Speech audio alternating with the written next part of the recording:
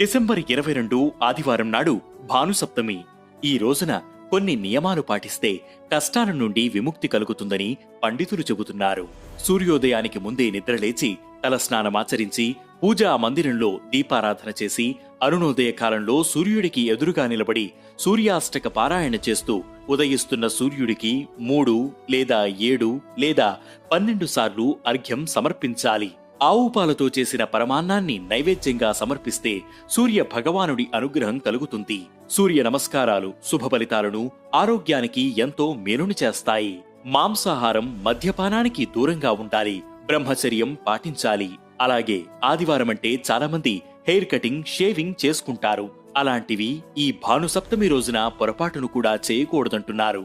ఈ నియమాలు పాటిస్తే కుటుంబంలో ఇబ్బందులు తొలగిపోవడంతో పాటు వివాహం కాని వారికి వివాహం జరుగుతుందని భక్తులు విశ్వసిస్తున్నారు.